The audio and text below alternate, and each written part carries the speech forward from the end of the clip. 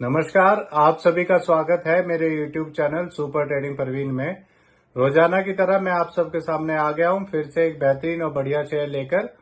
चलिए आपको उसके बारे में बताऊंगा। उससे पहले आप मेरे चैनल को सब्सक्राइब और मेरे वीडियोस को लाइक करते रहिए, जिससे कि रोजाना आपको ऐसे ही नए नए बेहतरीन शेयरों के बारे में पता चल सके। तो आज जो मैं कंपनी आप सबके सामने लेकर आया हूं, उस कंपनी का नाम है लार्सन एंड ट्यूब्रो लिमिटेड।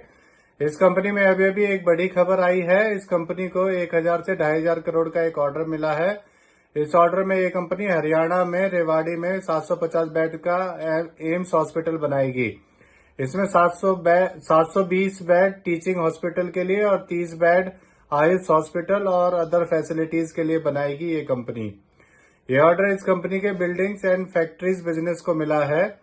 ये ऑर्डर इस कंपनी को हाइट्स से मिला है। Heights ministry of health and family welfare के अंडर काम करती है। चलिए आगे बताता हूं आपको। एक साल पहले इसका शेयर 2159 का था और अब 3545 का है। जल्दी ही ये इस कंपनी इसको डबल कर देगी। अब मैं आपको इस कंपनी के बारे में बताता हूं। ये एक मल्टीनेशनल कंपनी है। ये एक इंजीनियरिंग एंड कंस्ट्रक्शन कंपनी है।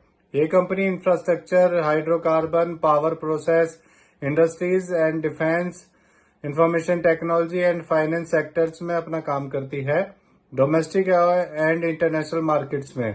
ये कंपनी डिविडेंड भी देती है।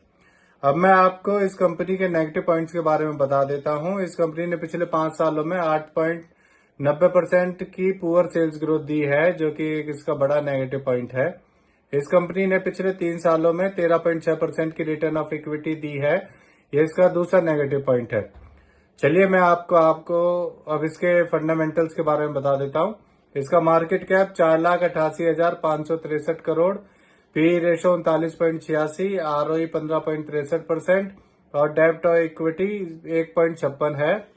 इसके एमडी सीईओ मिस्टर शेखीपुरम सुब्रमण्यन है और ये कंपनी 1946 में बनी थी।